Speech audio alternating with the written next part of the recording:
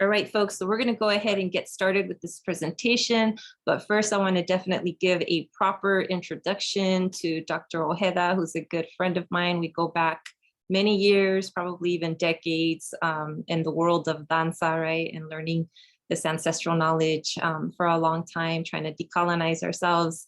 And so let me introduce him to you.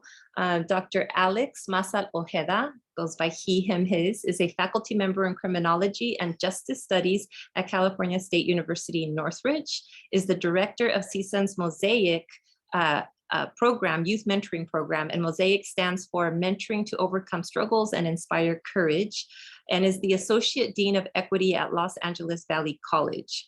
As a child of immigrants, first generation, formerly incarcerated educator and artist, organizer, and huehuetzonqui, which is an Aztec drummer, an Aztec dance drummer, Dr. Ojeda has dedicated his efforts to providing counter narratives for students of color who find themselves in a negative relationship with their educational experience.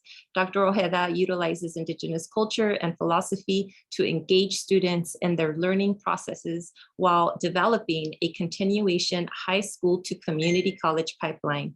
He has spent over 2 decades studying and researching pre-Columbian thought and knowledge throughout Mexico, Central America, Canada, and the US, while disseminating his findings to his community in the San Fernando Valley.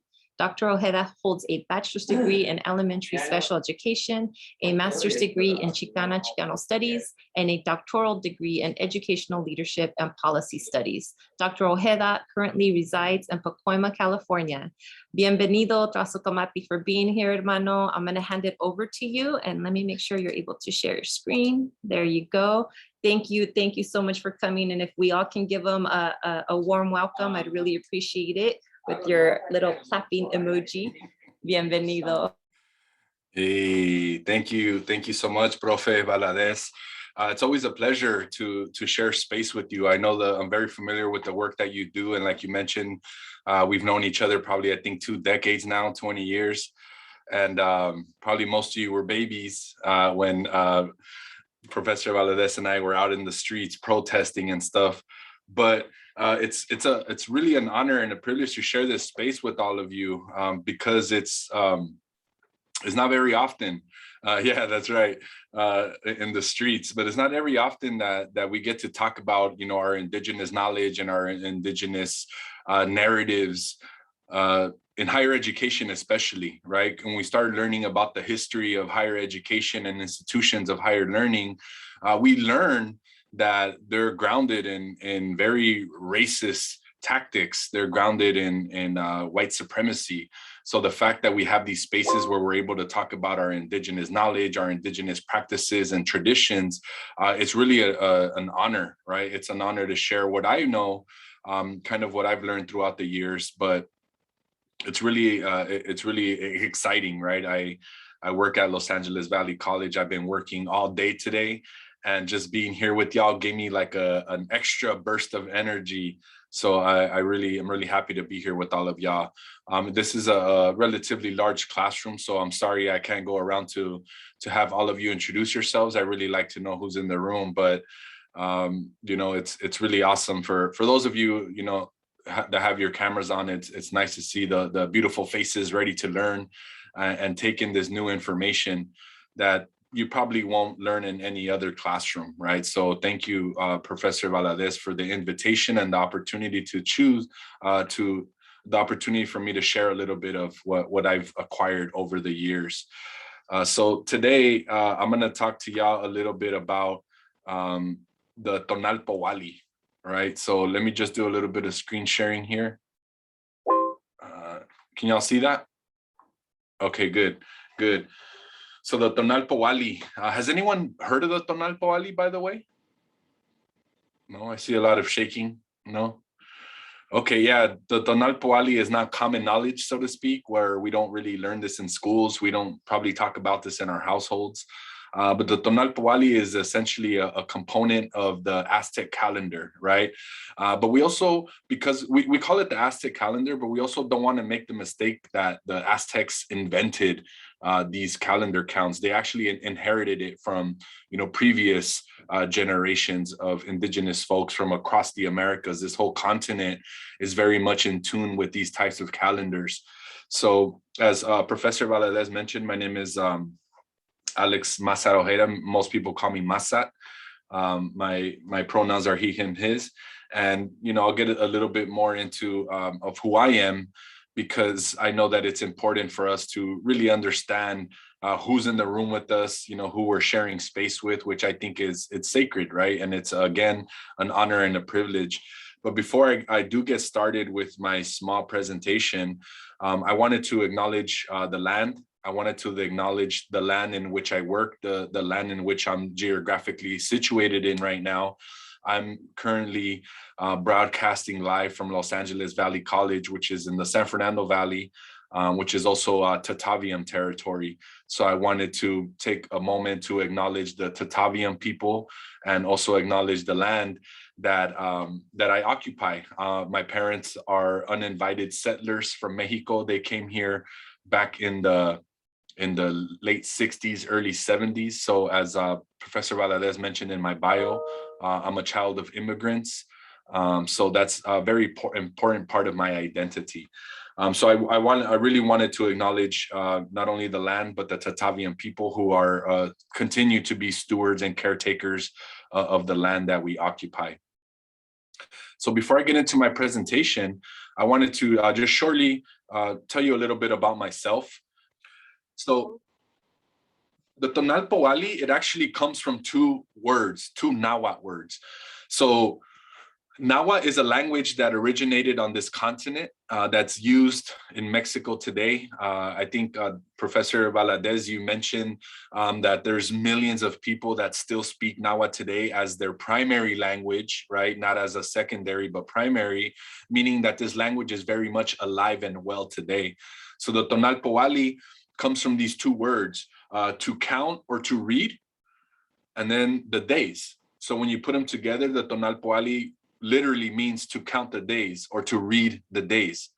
So when we're reading the days, we're talking about the days that correspond to our notion of time in relation to space.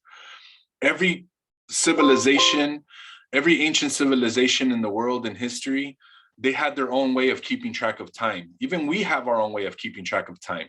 I see Jordy right there wearing a watch, right? So when you need to know what time it is, Jordy, you look at your watch. Or when you want to know what day it is, you turn around and look at your calendar, or you check your phone, right? So our ancestors also had a way of keeping track of time. And they also had a way of keeping track of time in different ways using different calendar counts.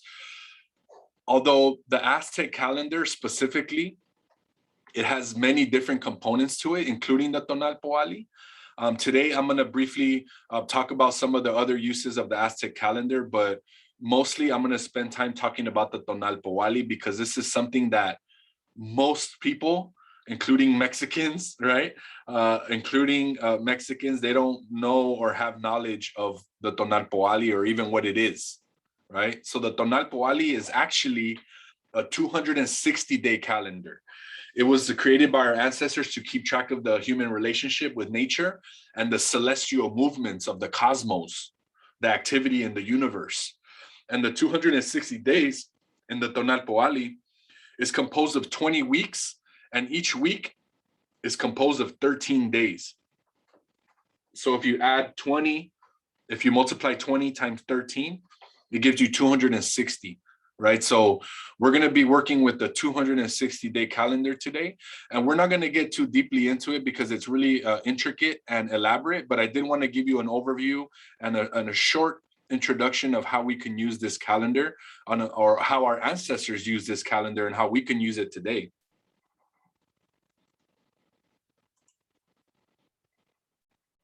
So this is the Aztec calendar, right? Are y'all familiar with this stone? Some call it the sunstone. In Nahuatl, they've referred to it as a Tonal Mashot. But this is an actual calendar that obviously you can't carry around with you because I think it's like 12 feet in diameter. But essentially, Tonal Macho, it refers to the essence of teaching the days or knowing the days. So when we're talking about the Tonal Macho, it's literally referring to this essence of understanding time and space in relation to humans, right? Because humans are the ones that created it, but they were informed by the plants, the animals, the sun, the moon, the planets, the stars. So everything in their natural environment was essentially the teacher that allowed our ancestors the knowledge to make something like this. And you see this often in like t-shirts, tattoos. A lot of people paint murals of it. You see it in different communities. But a lot of folks don't know that it's still an active calendar today. You could still use the Aztec calendar today to compute your days, to know when, you know, when you have to water your plants, or when you have to plant your seeds, or when you have to harvest your corn. The calendar tells you all of that, right? And y'all are looking at me like, what are you talking about, fool? We don't harvest corn. This is 2021. We buy corn now, right?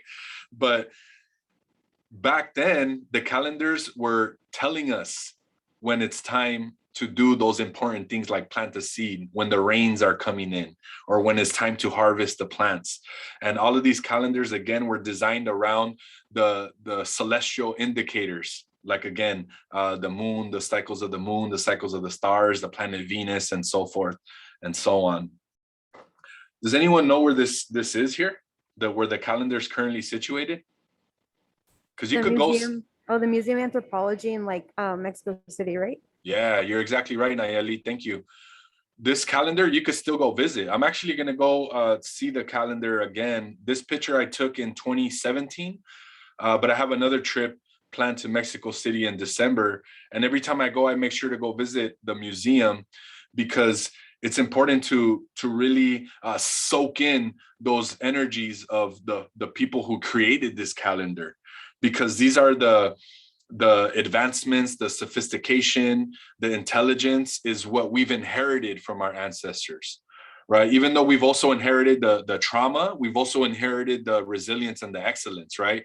So it's important to go into the museum and recharge your batteries, so to speak, so that when you get back to your work, you're recharged by these really amazing energies. I don't know if y'all have ever had the chance to actually stand in front of it, but it's an amazing experience. You could feel the energy coming out of that stone, and you could see the size of the people that are standing around it, and it gives you an idea just how big that piece is. And some of my friends, and my brother included, are in that crowd over there taking pictures. So I just took a few steps back to take a larger picture to see just how monumental this piece is.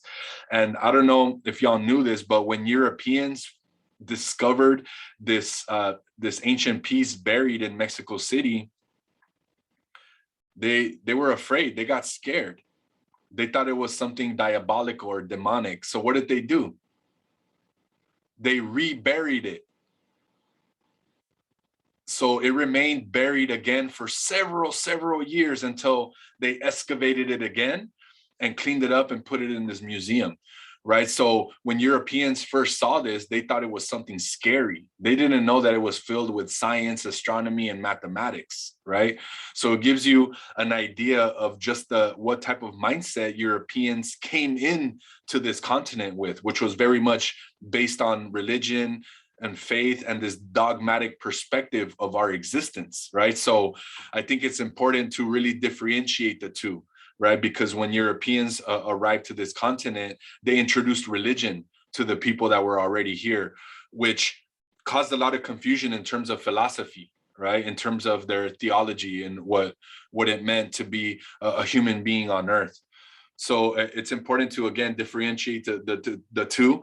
And unfortunately, when we're reading about the Aztec calendar, like on the internet or in books, it's very much based on religion and faith, which is very far from the science that in actuality is the determinant of all of these different counts and patterns and cycles in our calendars.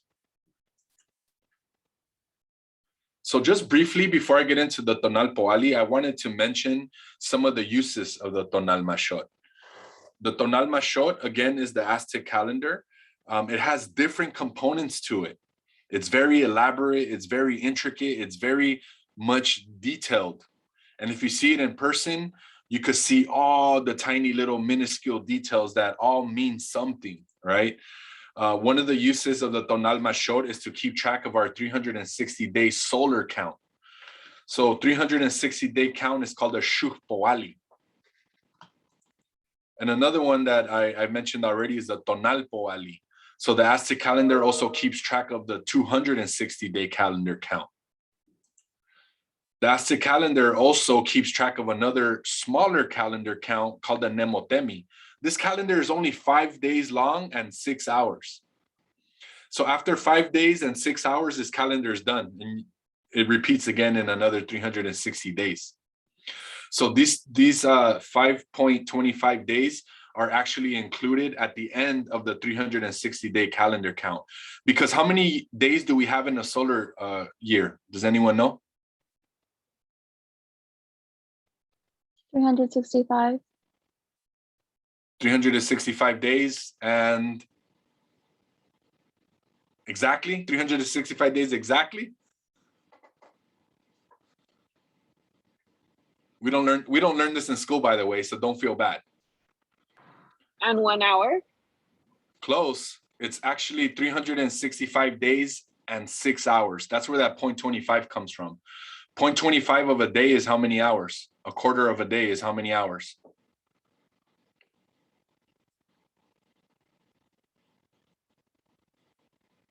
What's I don't know if y'all are math majors. I'm sorry to make you do math, but what's a quarter of a day? 4 hours? Close. 6 hours. 6 hours. Thank you, Francisco. So a quarter of a day is 6 hours. And if we multiply that by 4, what does that give us? How many 24. hours? 24 hours, right, Francisco? So what do we do every 4 years in our calendar? We add extra days. Why do we add an extra day, Melissa? It's weird. Why do we add an extra day? Leap year? Nobody. Yeah, it's a leap year, but why do we have leap years? Isn't it because of that extra 0.25? That's right. It's because of that extra 0.25. If we didn't have a leap year, what would happen to our calendar?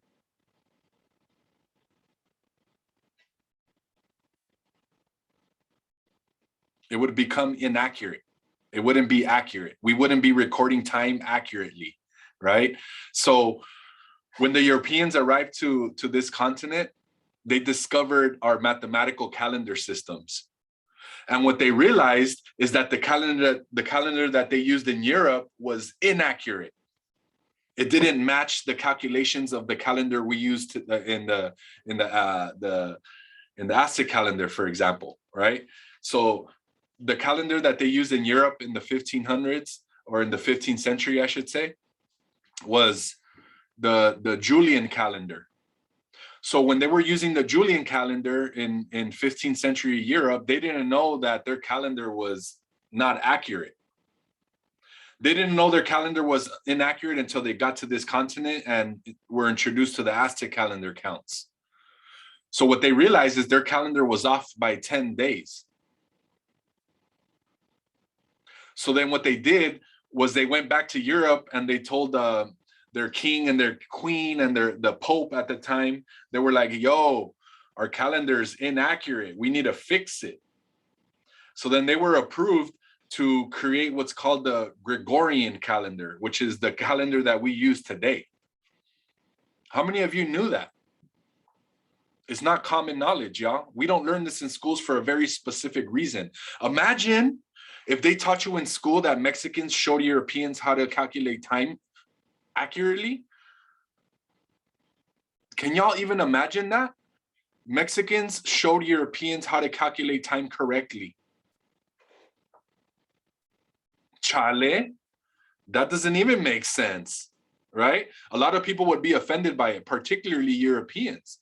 because we have this understanding that Europeans are the supreme race, right? When we're talking about the conquest, colonization, it was with the intention of Americanizing or assimilating, right? So we're still going through that process of assimilation today.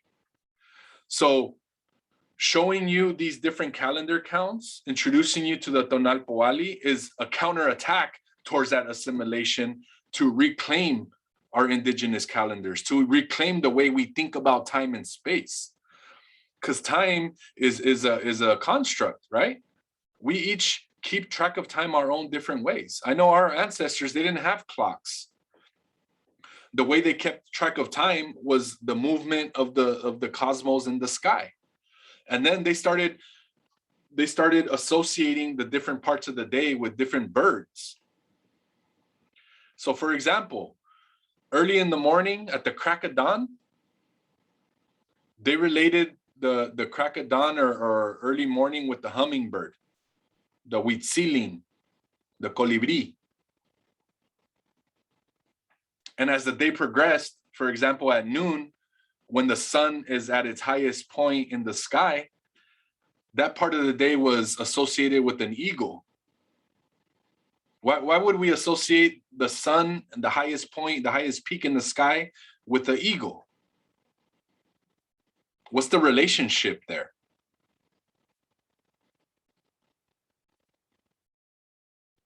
That's a good one, right? You would have to study the eagle in order to know that. So our ancestors, they studied the eagle. And what they found is that the eagle utilized the sun as a hunting mechanism. So what eagles do is they soar really high up in the sky and they get in front of the path of the sun's rays to hunt. And when they find their prey, right? They find their prey, and by the time the prey looks up to see what's coming, what happens to them by looking up at the sun? The prey is momentarily, right, obstructed of its vision because of the sun. And before the prey knows that the sun is affecting its eyes, the eagle already has them in their talons, taking them up into the sky. So our ancestors knew that the eagle used the sun as a hunting tool. So they associated the sun with an eagle. And then when the day started getting darker around, midnight, what bird do you think they associated the night with?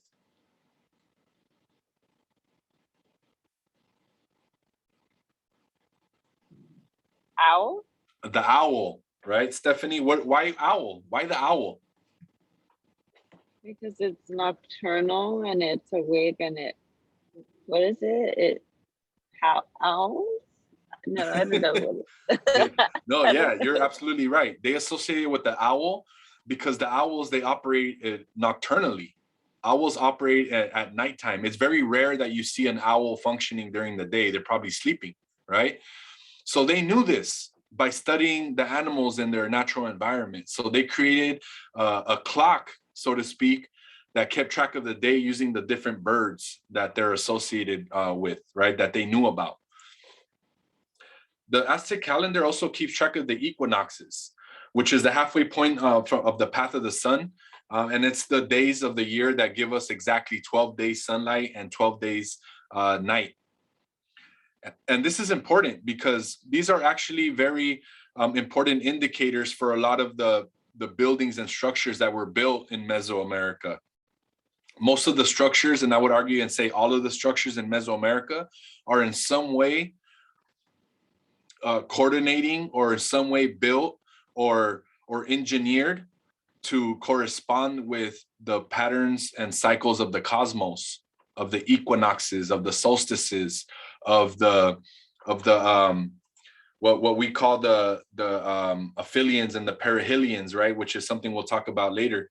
But it also keeps track of the solstices, which is when the sun reaches its extremities in the northern and southern horizons, which corresponds to the summer and the winter, right? And it also keeps track of the aphelions. Anyone familiar with the aphelions? What are aphelions? Again, don't feel bad if you don't know what it is because they don't teach us this in school. But our ancestors did. They did teach this in their schools. The aphelion and the perihelion are the times when the earth is the farthest and the closest to the sun. So the Aztec calendar also keeps track of those two important days, right? So this is an indicator, this is evidence that not only were they very much aware of their natural surroundings and their natural environment, but they knew how to interpret it scientifically. So it really, what it does, it debunks this idea that indigenous people are primitive, or that they're savages, or that they don't have any sophistication, right? So when we look at the science behind it, it completely dismisses that argument. And there is no argument after that, right? Because this is proof that they were thinking and operating and living and teaching at a super advanced level that we would probably never understand to its fullest. And I say that because these are just some of the things that I know about in the Aztec calendar. There's so many more that I have no idea what they represent. We're still learning, right? But one of the things that makes it so difficult is this process of colonization. When the Europeans got here, they destroyed all of this, or they made an attempt to destroy everything. They literally buried the Aztec calendar to get rid of it, right? So when we're talking about these different counts, it's also an act of resistance. It's an act of deconstructing these white supremacist norms that we've essentially have become traditions in American culture, right? So when we talk about, el indio, or the indigenous people that don't have, education, they're probably the most educated when it comes to knowing the land, knowing the plants and the animals. And I'll just share a very brief story. One time I was with some of my comrades, and we were in Oaxaca, and we were visiting one of their family members, and we were with this elder. He's a elder from Oaxaca. I think he's Mixtec or Mixteco, and we were in his cornfield. He had this beautiful land full of corn. He even harvested his own fish, and we were picking corn because he's like, y'all want to taste some of my corn? And we're like, hell yeah. So he started picking corn, and then he's like, y'all want me to heat it up for you? And we're like, what do you mean? And he's like, yeah, I'll build a fire right here and we'll heat them up. So the señor, he built a fire right there on the spot, and he threw the elotes in with the whole the cáscara and everything, right? So we're chilling and we're eating our elotes, and then he starts telling us we better hurry up because it's about to rain, and I think it's gonna hail. Y'all know what hail is? Like the little snow, little marbles of snow falling from the sky. He's like, we need to hurry up because it's gonna start hailing. And it's like super sunny, and we're chilling out in the field. We're like, this fool's tripping, right? The like poor old man, he's delusional. He thinks it's gonna rain right now, right? And next thing you know, we're eating our corn and we start feeling droplets. Rain, boom, boom, more drops. And all of a sudden there's this thunderous hail, and it's all kinds of hail coming down. And in a matter of minutes, the whole field was covered in white. So when we got back into the house, we were like, what the? We asked him, like, how did you know that it was gonna hail? And he's like, by looking at the clouds. You didn't see the clouds? And we're like, what clouds? And he's like, when I was looking far into the horizon, I noticed that there was clouds that they looked like remolinos. Y'all know what remolinos are? Like whirlpools that kind of look like they're twisting. He saw twisting clouds in the distance, and he's like, it's gonna hail soon. And we're like, yeah, you're tripping. I just checked my phone and it's all good, right? So he knew that it was gonna hail before even Google knew. Right? So that gave me an idea that his relationship with nature was on point. His relationship with nature was super, super healthy. And us coming from LA, right? We're like tripping out, like, wow, how did he know that? He knows about the clouds. He knows about the plants. He knows about the animals. And the only way you could do that is by building a healthy relationship with them, which is something that we're lacking in American traditional values, right? Is that respect, that relationship with the earth and with the land. And I just wanted to share that story because it gives us a little bit of context in terms of why this work is so important to not only preserve, but to teach, right? So I wanted to give a shout out to Professor Valadez for inviting me to talk about some of these things, because otherwise there's really no opportunities to discuss things like this. Where else are you going to be able to talk about something like this if not in classrooms like this with professors who know the value and importance of this type of information? So I wanted to briefly talk about the 20 days that are embedded inside the Aztec calendar and one of the rings. So the 20 days in the calendar, if you notice, they're all animals, they're all natural concepts. We have alligator, the wind, we have grass, movement. Movement can also be interpreted as like an earthquake, olin, it means movement. And then there's like a knife, right? There's rain, there's snake, a dog, eagles, lizard, right? So these are all natural concepts that our ancestors were very much familiar with.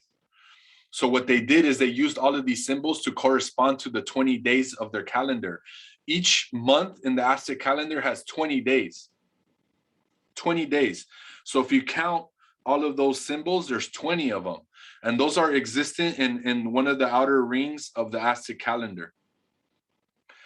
However, some of these symbols represent years. Only 4 of them represent years, but they also represent days. Does anyone know which 4 represent years?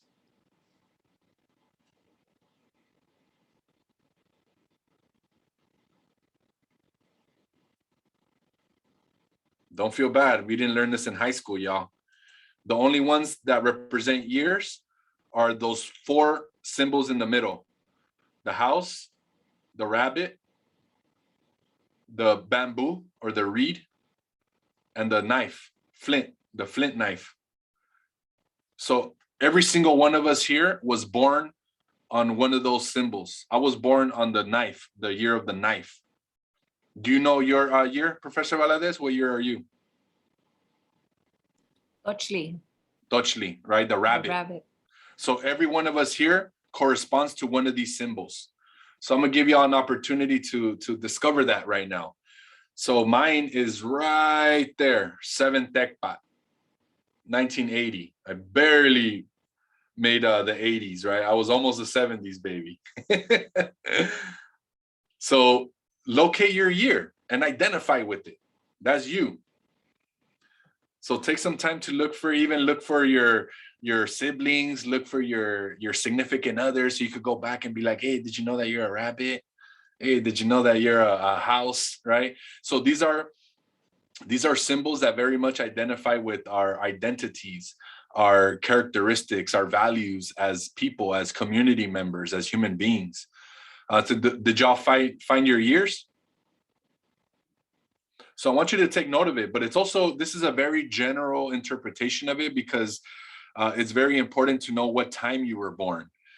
Because this calendar, it doesn't work like the way we know the calendar today with the Gregorian. So days don't always start at midnight. Usually the days start when most of us are sleeping at midnight, and then the new day starts for the next year, or for the next day, I should say.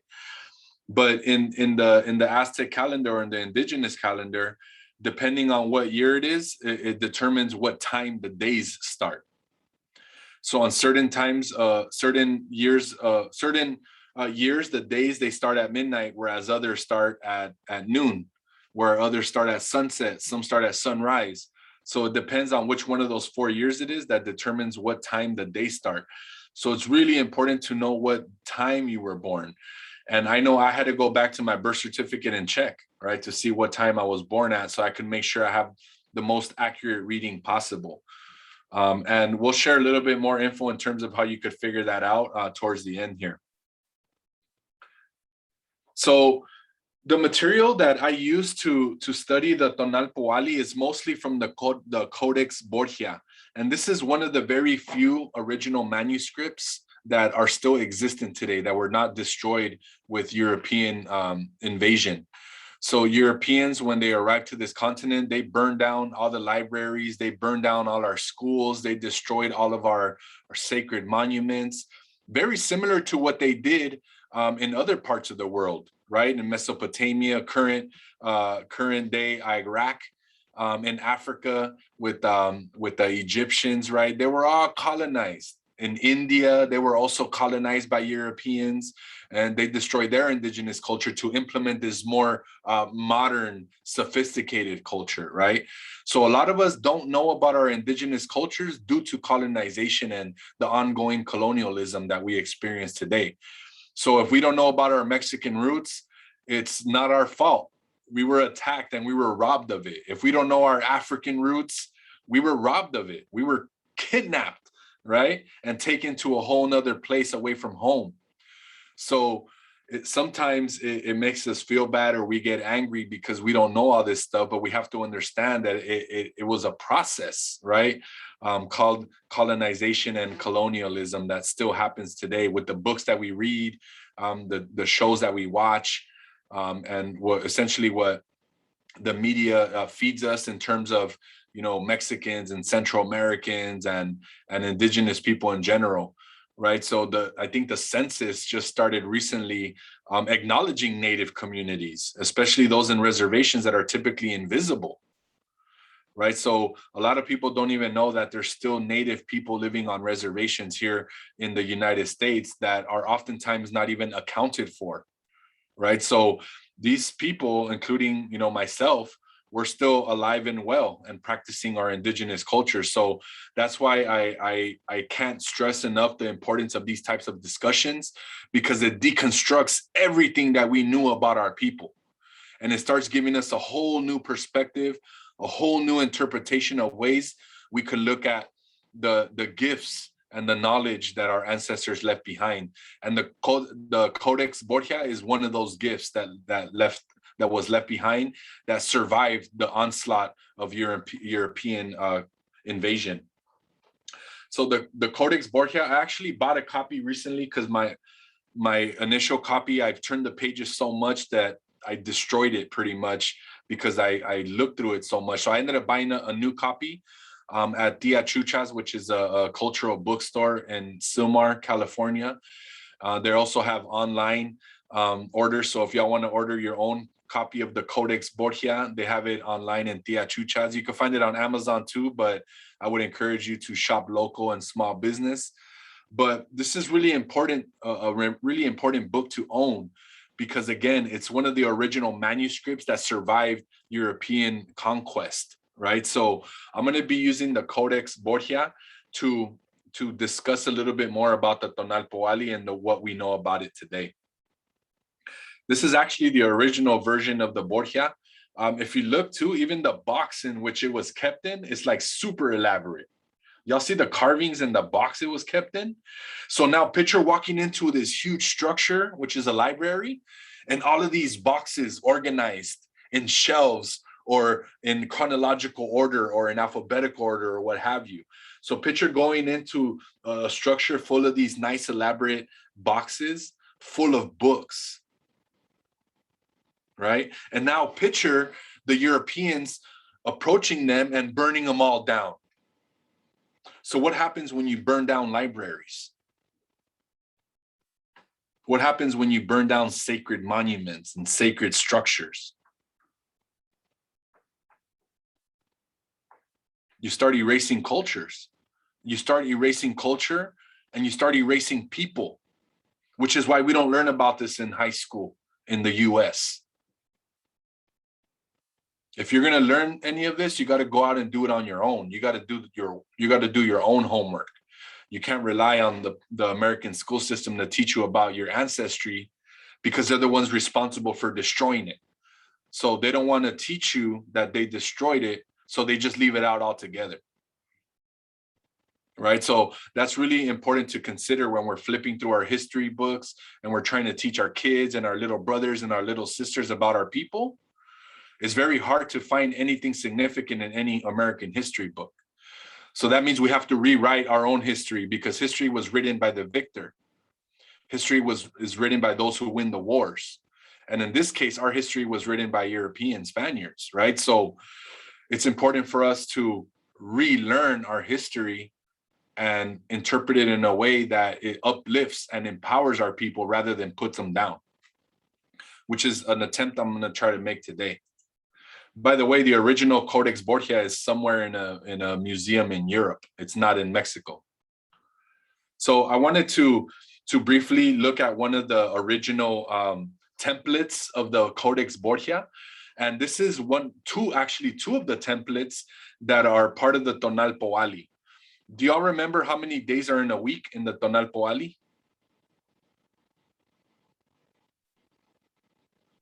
Five?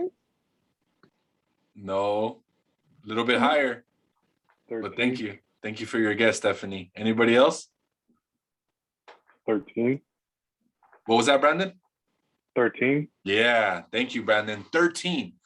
So every week in the Tonalpohualli has 13 days, and it has 20 of them. So if you multiply 13 weeks by 20, it gives you 260 days. So we say that the Tonalpohualli is the calendar that connects nature with human beings. And I ask why? Why is the Tonalpohualli the calendar that's directly related to the human relationship with nature? How many months are in 260 days? Roughly, más o menos.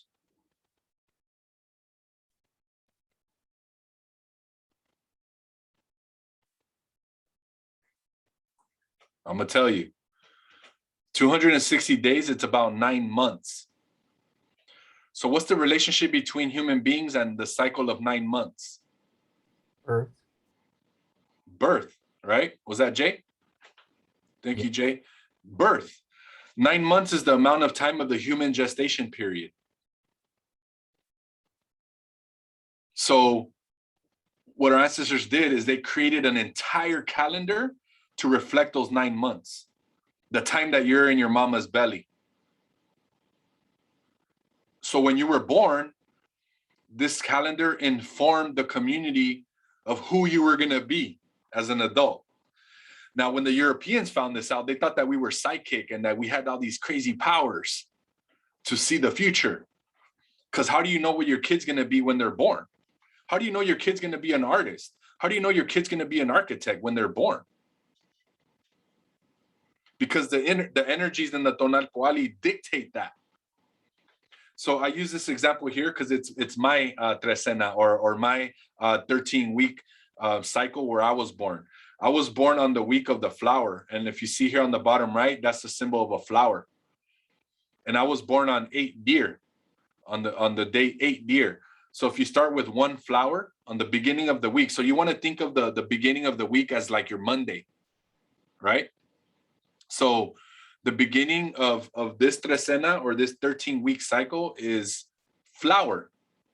And if you count 8, 1, 2, 3, 4, 5, 6, 7, 8, you can't see it here because it's been destroyed with time, but there's a deer right there.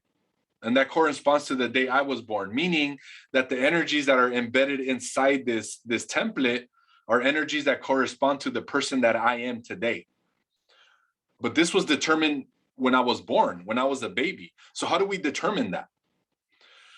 It's based on the time you were born. It's based on the week you were born, the month, the year, and also the elements that were existent during that time. Was it daytime? Was it nighttime? Was it super windy? Was it raining? Was it snowing? And all of those energies, all those characteristics essentially help us develop who we are as individuals in our community. And more importantly, the obligation that we had to our community. And this was also a way to vary professions. So you know how everybody now wants to be a lawyer or a doctor, and there's like a overwhelming amount of people trying to be lawyers and doctors? Well, this helped combat that. So a way to help balance the responsibilities in the community was to use the calendar to determine it for them. So in my case, according to this template here where I was born, this is a concept or an energy called the huehuetzonqui. And people that were born on the trecena of the flower are said to be creative, artists, teachers, dancers, musicians. And I just happen to be all of those things. I'm a dancer, I'm a musician, I'm a teacher, I'm an artist. So this is pretty accurate when it comes to my energies, right? And I believe Professor Valadez, you're a Xochi also, right? And you're a teacher, right? You're an artist too, you're a dancer too, you're a musician too. So this is pretty accurate when it comes down to really thinking about our energies and how they contribute to our development as adults, right? But you have to understand that this starts the minute you're born, not even the minute you're born, the second you're born. When there's a woman giving birth, not only was the midwife and the doctors present, but also the calendar makers were there. The mathematicians and the astronomers were also present during the birth. Why would you want an astronomer and a mathematician at your birth? Why would you want them to be there while you're giving birth? Why would you want an astronomer and a mathematician there?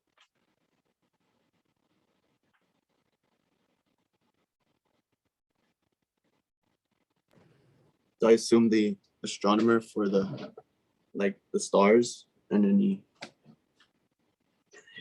how do I say this? The what? Yeah, like the stars, I guess. Yeah, so the astronomers were there for very specific reasons, right? The mathematicians were there for very specific reasons because they were also informing the people who create the calendars. So according to the celestial position of the sun, according to the moon, according to the surrounding physical environment, this is the energies that the baby is going to have throughout their whole life. So all of those people had to work together to not only correlate it with the calendar, the Tonalpohualli, but also to train that child to be the best at that responsibility as possible. Similar to what we do in specialized schools. You know how when you go to college, you choose a major? You get to choose the major, right? But in this case, the major is chosen for you the second you're born. And who chooses it? The stars, the sun, the sky, the animals, the plants, they dictate what you're going to be as an adult. So my energies that were existing when I was born dictated my creativity, dictated my love for education and music and dance and art. So that's how they determine who was going to be the architects, who's going to be the engineers, who's going to be the teachers, who's going to be the farmers. And you have to understand that it's not very much like it is today, where the doctors and the lawyers and the engineers are kind of like on the upper class of the social scale. The farmers and the workers are at the bottom of the social scale. Back in those days, they recognized that everybody needed each other. The engineer needed the farmer just as much as the farmer needed the engineer.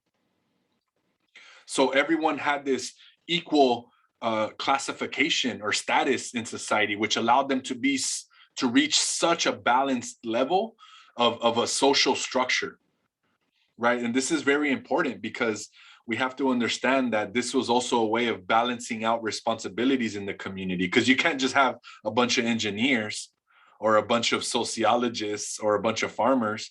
So the Tonalpohualli also helped balance out the responsibilities in the community. So one day an engineer was born, the next day an artist was born, the next day a farmer was born, the next day architect was born, and so on and so on and so on. But all of their responsibilities to their community was dictated by the Tonalpohualli and the energies that are behind it. Any questions up to this point? I know this is a lot of info and it gets confusing at times. I know it was for me when I was learning it. So please unmute yourself, or I can't really see the chat function. It's a little difficult because I have multiple screens here. But if you do have questions, just unmute yourself. You're not interrupting. So one of the interpretations of the Tonalpohualli, which is the 260-day calendar, it's actually evident in the cover of the Codex Borgia, which is the image that I'm sharing here. It's not only the cover, the image on the cover, but it's also plate 56 on page 22. And you see these two images, and they look like people. They look like these personifications, right? So can anyone kind of take a wild guess as to what these two individuals represent just by looking at their aesthetic?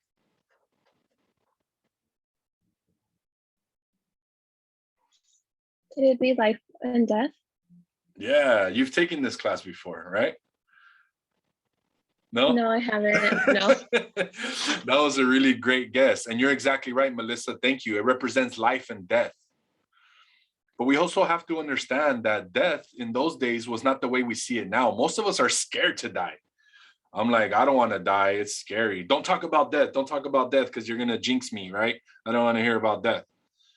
But in these days, death was something that was inevitable because they knew it was inevitable and they knew that death was part of life. They embraced it because they knew that when they died, they entered a whole entire new realm, a new dimension called Mictlan, or the place of the dead, or the place where the dead go, right? And I had mentioned in another plática that you could kind of refer back to that movie Coco, when the kid dies and he goes to the place of the dead where he sees all his ancestors and his abuelita and everybody. That's similar to Mictlan. So our ancestors felt that when we died, we just joined our ancestors and continued on in the afterlife, right? So they were not afraid of death. They very much embraced it and they included it as part of their calendar counts. So not only do we have to embrace life, but we also have to embrace death because they go hand in hand. And in this case, they're standing back to back. You can't have life without death and you can't have death without life. So this was a very important concept to our ancestors. So this is an original manuscript. Like again, the Codex Borgia was written before European arrival. So there's no European influence in this manuscript, which we can consider a primary source. So when we're looking at this, we're looking at one of the versions in which to interpret the Tonalpohualli, which is the 260-day calendar count. So when we're trying to look at it here, I'm actually going to provide a more clear image because the original Borgia is kind of faded and it's hard to read.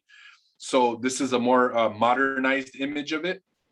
But when we're looking at the Tonalpohualli in its, I guess in its pictographic form, meaning its imagery, we look at the symbols on the sides, right? Does anyone remember what the 20 symbols represent?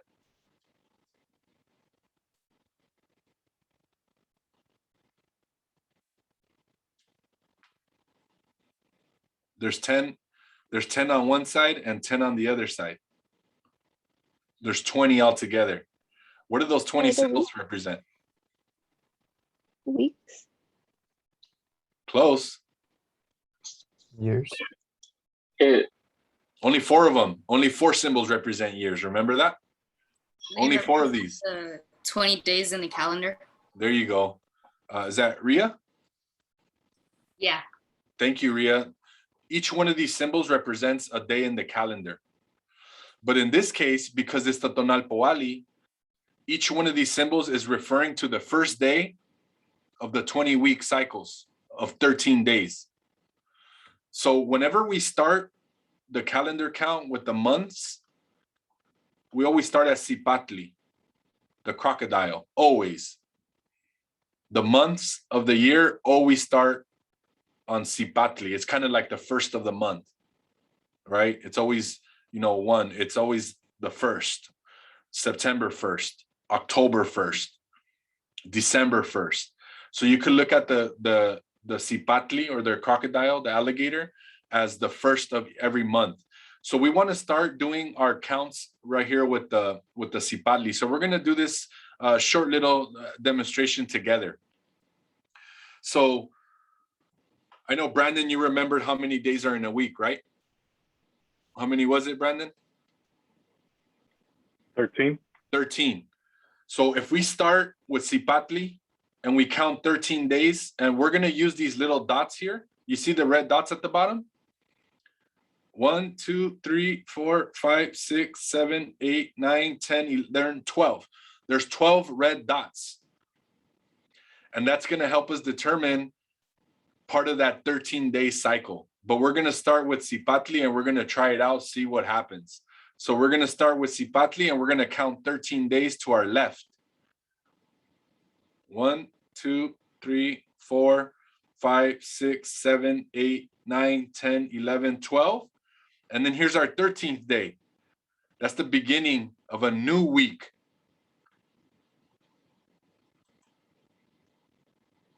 So that connects the Cipatli with the Ocelot, the jaguar. So now we're gonna count 13 again, going the opposite way. And we're gonna try to connect it to the other symbol on the other side. 1, 2, 3, 4, 5, 6, 7, 8, 9, 10, 11, 12. And then there's the Mazatl, the 13. So now we're connecting the first week to the second week. And then the second week is connecting to the third week. And what do you think will happen if I count another 13 days to the left? It's gonna connect me with the next week, Xochitl, which is the one that I was born in. And if we count another 13 going the opposite way, Xochitl connects us with Acat, or with bamboo. And we count another 13, bamboo connects with Miquisli, or death. Miquisli connects with Kiawi, which is rain. And then Kiawi connects with that's Malinali, with the herb. And then as you keep going, the 1 week connects to the next. The serpent connects with the knife connects with the monkey connects with the next week, which is Quetzalcoatl, the lizard. And then if you count 13 days to the right of the Quetzalcoatl week, it's going to give you the Olin week, the movement. So you keep doing that for 20 symbols, for 20 weeks of 13 days. So if we were to do that all the way until we reach the last week, which is the week of Tochli, you see that? It gives us exactly 260 days. So if you know that today is a one Cipatli, you could use this calendar to determine that the next day is here, the day after that is here, here, here, and then a new week starts when you get to the jaguar. So the cover of the Codex Borgia, including the image of the life and death, the Miquisli and the Hecat, the wind, they're also representative of one of the methods that we could use to keep track of the 260-day Tonalpohualli count. And then it forms like a pretty cool geometric image right there with the lines, symmetrically moving from left to right, using those 12 dots to indicate the 13 days. It's pretty genius, right? It was a great way of helping them keep track of their 260-day calendar. And then there's this other way. So y'all are familiar with the Aztec calendar. I showed it to you, the actual image in the museum. And like I mentioned earlier, you can't really tell, but one of the rings, it has those 20 days. And if you look at one of these more modernized images, you see the 20 days right here. And whenever we're reading the Aztec calendar in a circular form, we always start in the Cipatli day, because the Cipatli refers to, again, the first of every month, right? And we want to go counterclockwise. We don't want to go to the right, we want to go to the left. So Cipatli is always 1, and then 2, 3, 4, 5, 6, 7, 8, 9, 10, 11, 12, 13. And then we get to that guy again, the jaguar, which is the one that we saw back here. So from the crocodile, 13 days later, you get the jaguar.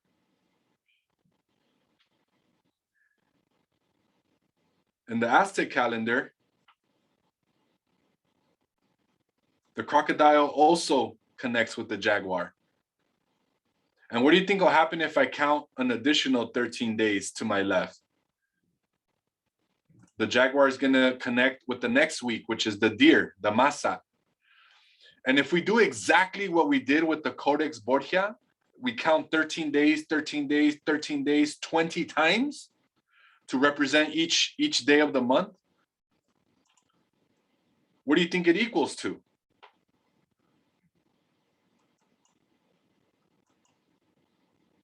"13 days, 13 days, 13 days, another 13 days, another 13 days. 260 days. 260 days, exactly the same amount from the Codex Borgia. Why is this significant?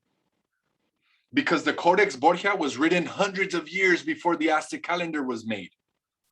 And it's the same exact calendar, 260 days, 20 weeks of 13 days.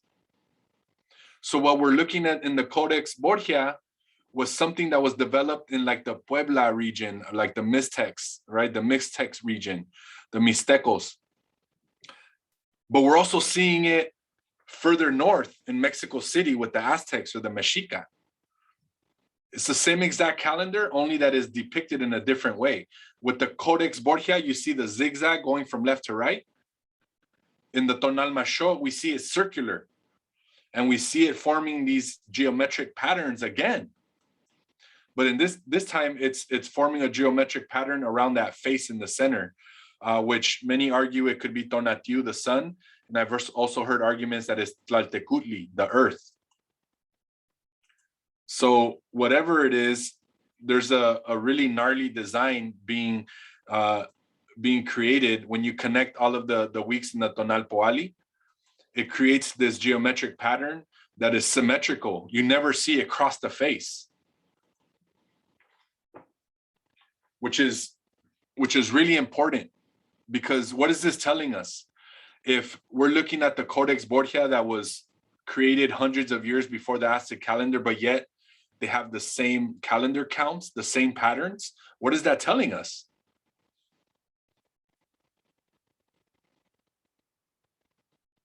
Is it telling us that the Aztecs invented this? What is it telling us?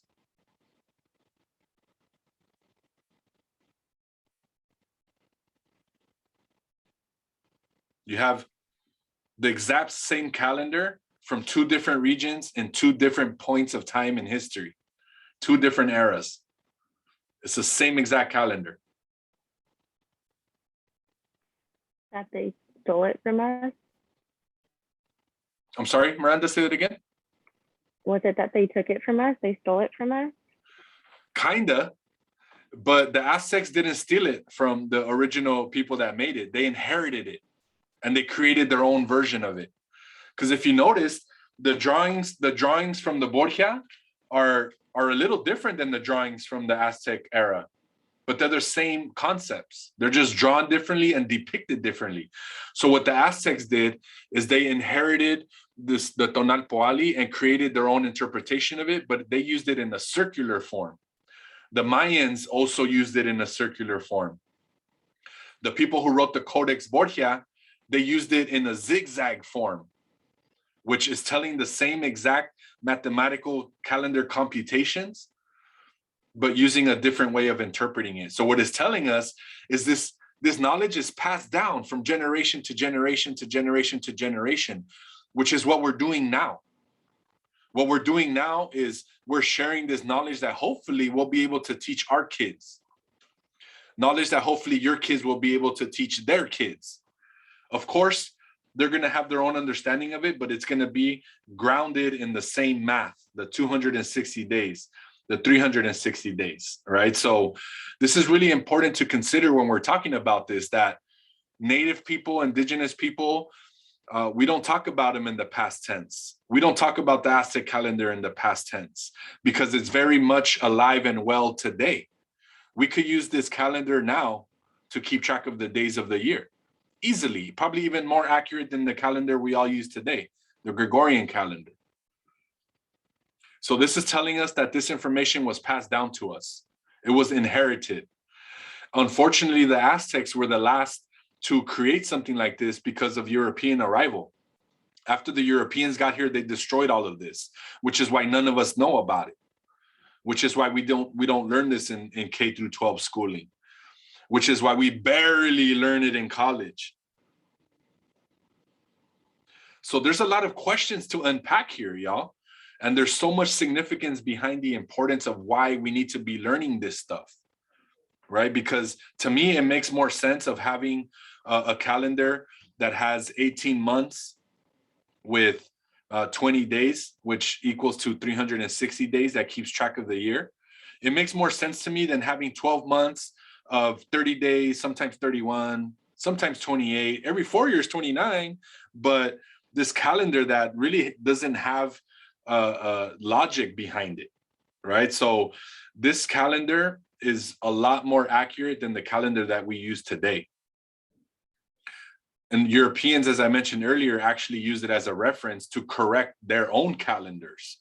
So instead of embracing this calendar, they just used it to correct theirs, if that makes sense.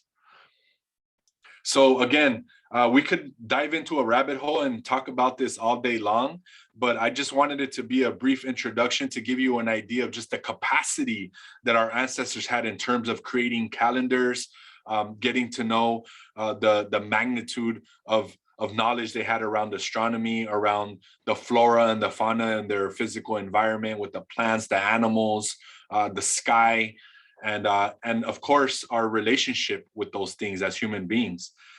So again, I don't want to go too much into it because it's really a lot to take in if it's your first time hearing about it. But as Professor Valadez can attest to, this is something that you'll probably never stop learning. You learn something new about it every single time you look at it again. So I've been trying to figure this stuff out for the last 20 something years, and I'm still learning about it. So that's why I think it's important to start introducing these concepts, especially to you, that you're university students, college students, who are essentially going to be responsible for teaching the future generations, right? So I just wanted to provide a brief introduction, maybe spark some interest, spark some questions, spark some critical analysis, so that we could start having these questions whenever it comes to, defending, Indigenous people and their understanding, their sophisticated understanding of nature and the cycles of our astronomical patterns. But that's all I had prepared for you today. Again, it's more of an introduction, but I did want to take the remaining couple minutes to maybe answer some questions or get into some dialogue, or maybe bring up some prompts that y'all want to discuss. I do just want to, I know that we're over time, but that's okay. If you're able to stick around, please stick around. If you have questions, now's your chance, y'all. But more importantly, even if you don't have questions, because sometimes when we're learning something so new and complex like this, it's hard to even kind of come up with a question, right? But if you have a question, please ask it. If not, you can also share, by unmuting or in the chat. I would love to see that in the chat. Just kind of expressing like what you're feeling right now, what you're thinking, right? Because this is this is something that should be shared. This is something that everyone should know, because this is something that was created here on this continent. It didn't come from somewhere across the other side of the planet. It's from here. And for those of us that are of Mexican descent, it's from our very own abuelitos and abuelitas, right? Our ancestors. So what are you thinking? What are you feeling? And then if you have questions, please go ahead and unmute. Yeah, and I just want to apologize too. I'm over here talking about time and space, and I'm not even being considerate of time, which is ironic, right? But I did want to apologize for going over time. I know, like I said, we could probably talk about this all day, but I do want to be mindful of your time. I know y'all have other responsibilities, but yeah, please throw down any reactions, any emotions you might be experiencing right now. And I think we could probably close with that. I have a question, but it's honestly completely unrelated. It's just been in my mind since the beginning. Okay. I was wondering if you, at CSUN or LVC, if you knew a teacher called Azure Star Glover. She's in the English department. At CSUN? CSUN and LVC, I believe. No, I'm not familiar.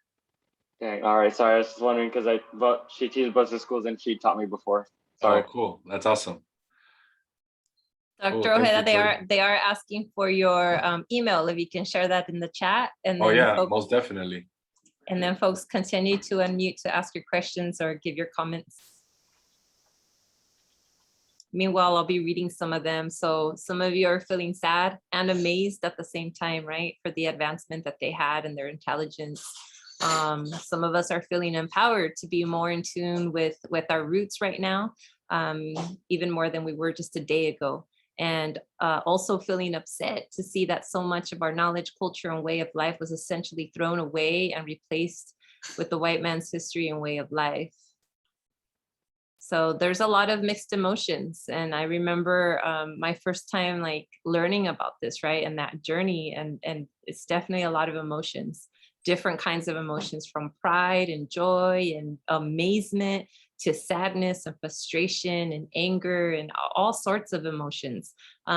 So it's okay to sit with those emotions, be with those emotions, but then also for those emotions that may not be so positive, to turn them into a positive, right? Because now you have this fuel to hopefully give you the motivation to continue learning.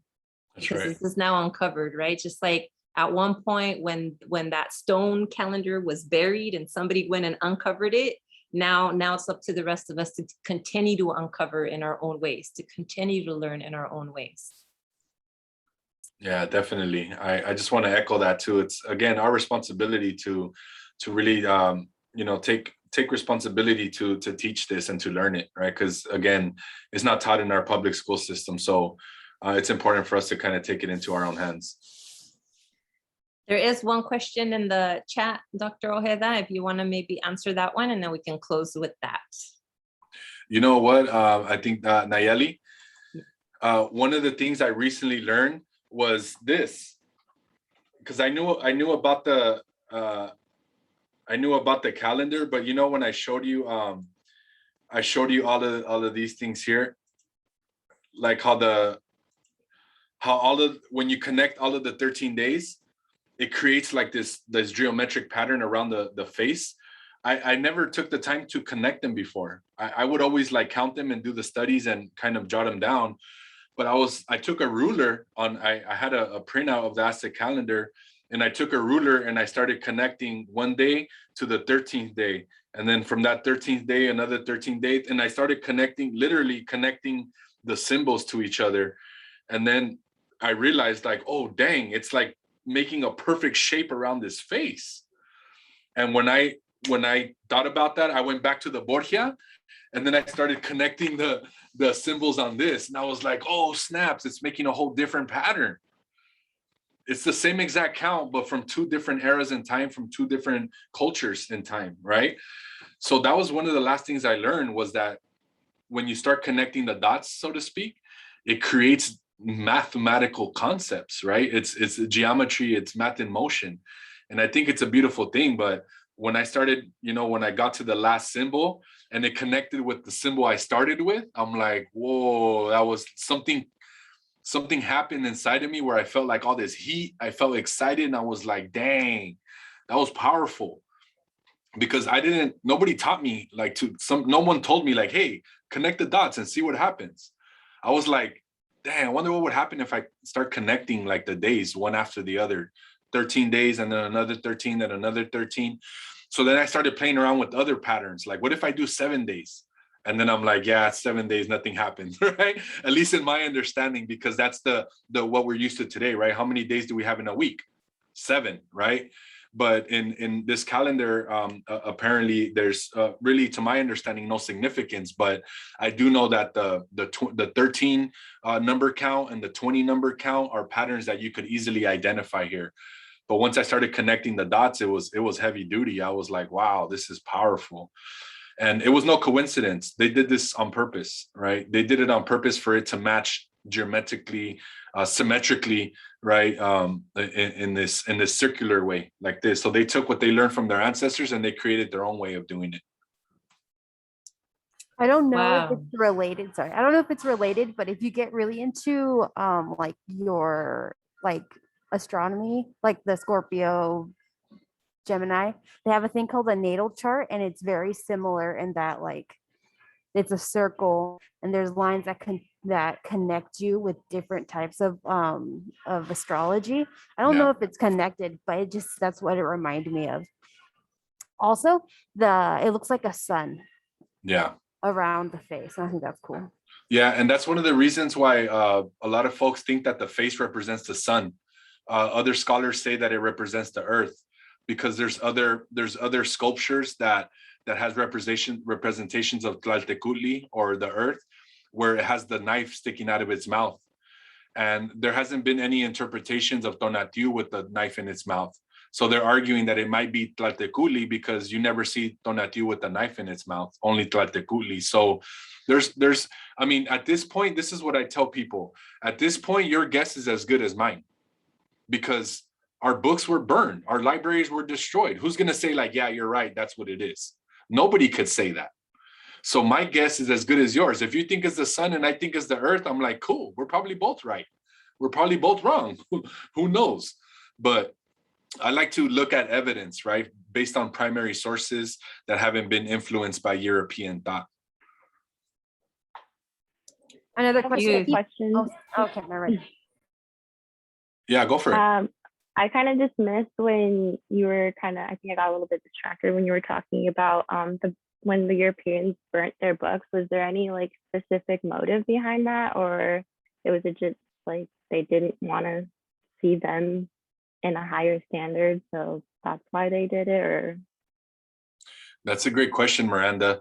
I've read accounts. I don't know if y'all knew this, but when the Europeans came to explore the Americas, they already came here with the mentality. They already had their own philosophies. They had their way of thinking and looking at life, and it was based in religion. It was based on faith, and it was based on God, right? So their lens, right, as Professor Valadez mentioned, was completely different than ours. So when they realized that we didn't have religion and we didn't have God, they thought that we were products of the devil, that we were diabolic, right? So if a religious person sees you as godless, then that minimizes your existence as a human being. You're almost an animal to them. You're a savage if you don't have a God.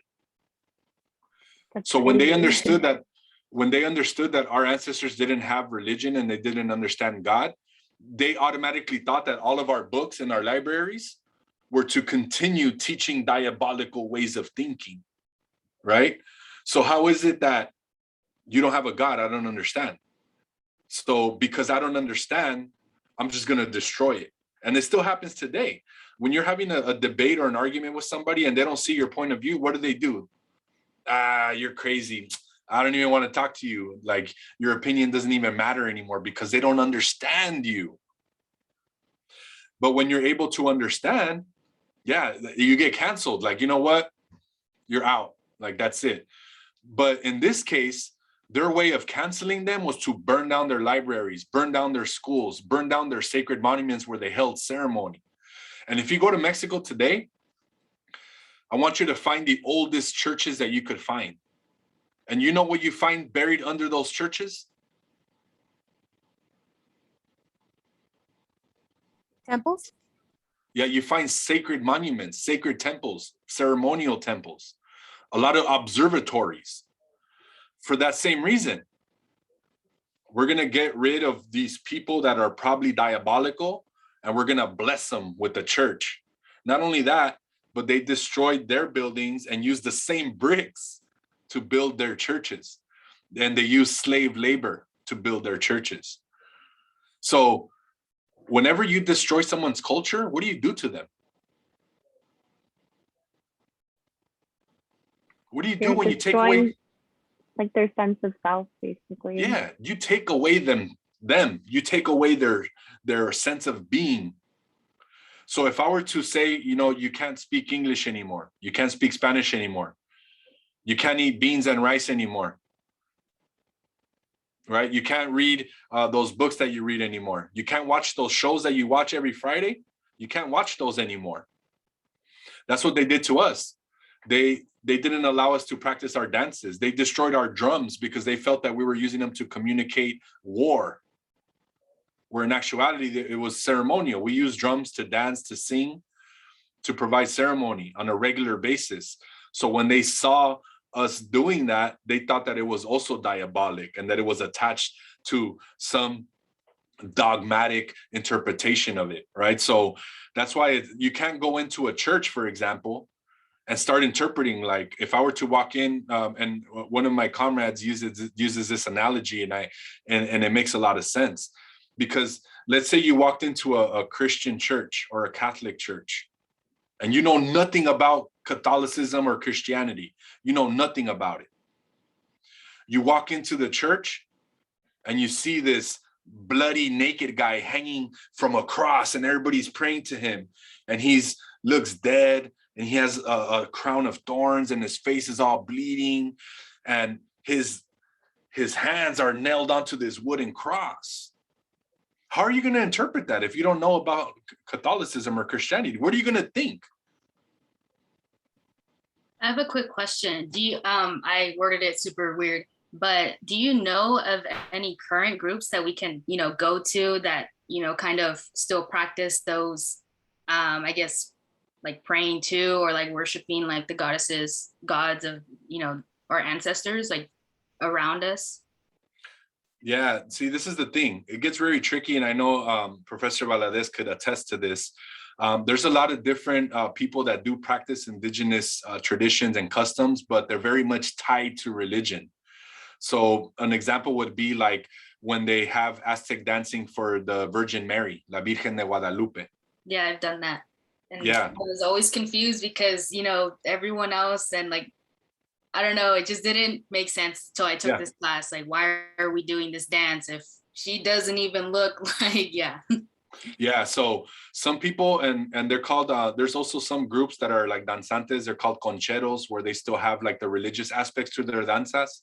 And then there's other groups that are kind of stuck in the middle, where they're kind of like, no, we're science-based, but we still believe in God, and we dance for the Virgin Mary. And then there's other groups like the ones I belong to that are strictly science-based. Everything that we practice is based on science.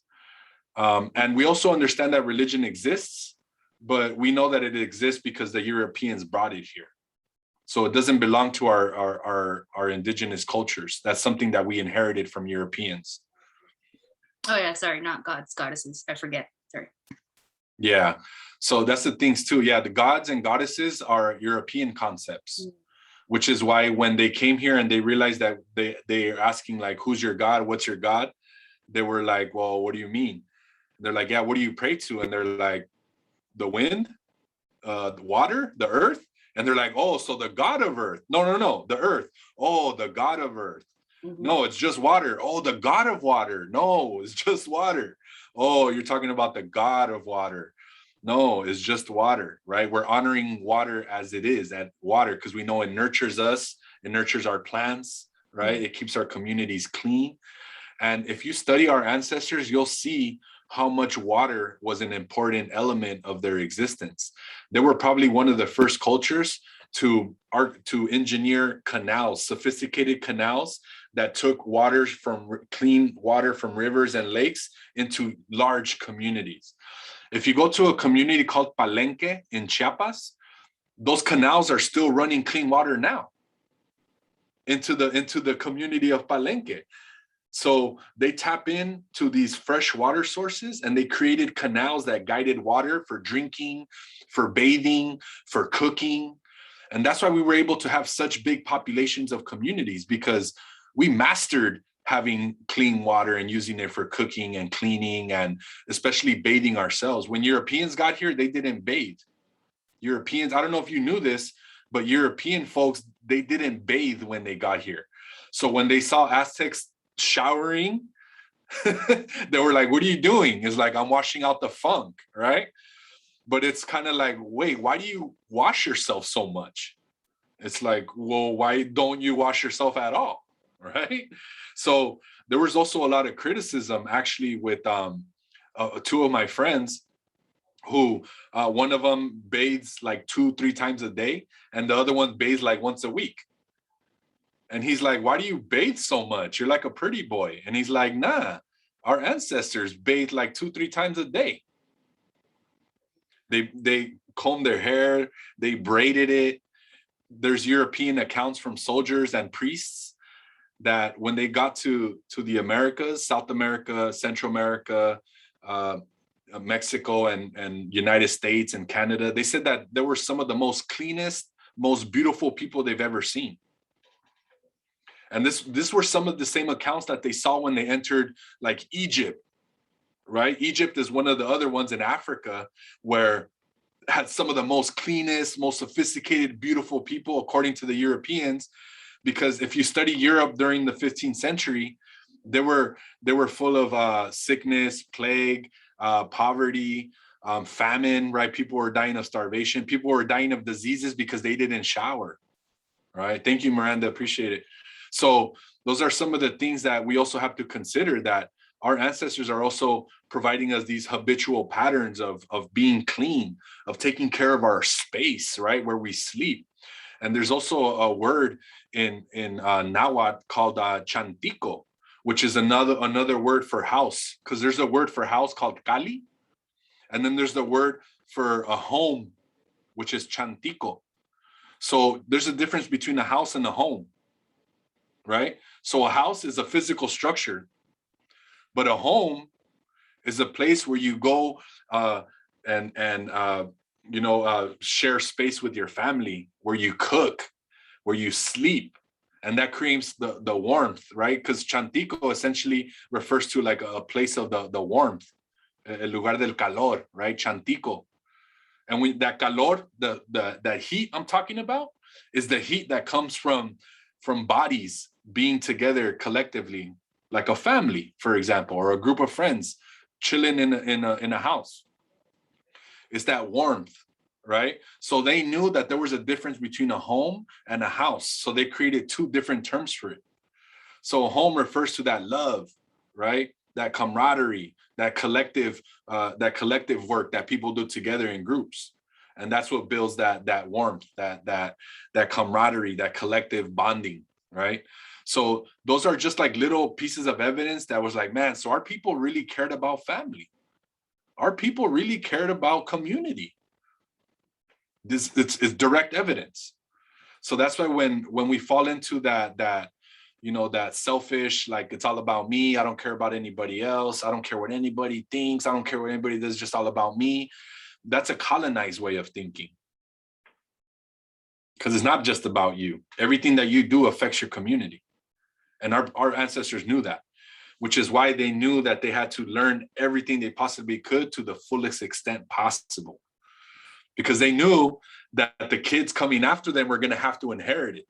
So would you rather pass down all this wealth of information and knowledge to your kids and to the next generations? Or would you rather be like, shh, I learned it on my own, now you got to learn it on your own, fool, you're on your own? Because that's a lot of our mentality too. I had a struggle, so now you got to struggle, right? But back then, it was more like, I struggle so much so that you don't have to struggle. So let me break it down for you so that when you get to my age, you don't have to struggle because you already know. And that's the power of community. Let me help alleviate some of this so you don't have to go what I went through. Or let me help you with this so you don't have to struggle with that, right? And that's, again, very different from an individualized way of thinking, right? Yeah, exactly. We do it all together. And I think that's something that we don't learn in college or university. It's actually quite the opposite, right? Exams, when you're cramming for a midterm or a final, that's you right there, sitting in a little ass room, all sad, right? Because you have to cram in all this information by yourself. You got to struggle by yourself, and you can't explain it to your parents and your friends because they don't know what the hell's going on in your personal life, right? So that's completely different from this collective mentality that we used to have, right? Yeah, I don't give exams either in my classes. We have no tests, we have no exams. What we do is we do group exercises in class. We're gonna do this shit together. We're gonna learn this together. If you have questions, we're gonna struggle together. And that's again, evidence that all of this stuff was based around this notion of community, because we know that the kids are depending on us. Our kids are depending on us every day. They watch us. They see us operate. They see us function. They see the way we act around our peers and our significant others. They see us yelling when we're having arguments and getting violent. They see that. And then it contributes to their characteristics as an adult in their development. Yeah, you're exactly right, Ria. Hate is learned, right? Just like all this knowledge on the calendars is also learned, right? But unfortunately, we live in a country where racism is part of the tradition, So when we talk about things like this, when we talk about indigenous cultures like the Aztecs, the Mayans, the Sumerians, the Egyptians, right, the ancient Chinese, right? They're like, you're tripping. You're talking about like stuff that is not even relevant anymore. This is 2021. Get it together, right? You're living in the past. But I would argue and say that the past is actually informing us so that we don't repeat all of the mistakes that we made in the past when we move into our future. So that's why it's important, right? To think about these concepts in a way that is really saving and protecting communities, right? Especially through dance, through song, through music, and, you know, ask your professor. She's a wealth of information. Like we mentioned earlier, we've been doing this work for 20 plus years, side by side in the streets and ceremonies, in universities, right? And we're still here doing the work because we know that it's necessary. Wow, that's a beautiful note to end on. I can't even tell you how much I appreciate you and everything that you do and just sharing this knowledge. And you're just really good at breaking it down. Like it's because it's really difficult and complex, but you're just really good at breaking that down. So that's that Xochitl energy that you carry. But and I really appreciate and the tekpa, exactly. Yeah. But and I also very much appreciate for those of you who stuck around, you know, it's like just that's beautiful to give us an opportunity to just connect that way, and that you're eager and hungry to learn this information. So thank you for sticking around. And the learning will continue. All right, the learning will continue, the journey will continue. But thank you again, amigo. Thank you so much for being here with us. Appreciate you very, very much. And I'll go ahead and post this recording on Canvas, so you will have access to it. Watch it again, learn some more, share it with others, and let's keep this tradition going, okay? Yeah, I just want to say thank you too for y'all that stuck around. I know these conversations could go on and on and on, but your profesora here has a lot of information too. And I left y'all my email address. So if you have questions that something comes up, I know I'm like sitting in my bed in the middle of the night and I'm like, oh, dang, I just thought about something, right? Let me write that down before I forget. So if you have those moments where you have a question in the middle of the night, feel free, email me. And I'll be happy to reach out. All right, awesome. Thank you so much, everybody. Have a good rest of your day. All right. Thanks, everybody. Thanks. Bye-bye. Bye.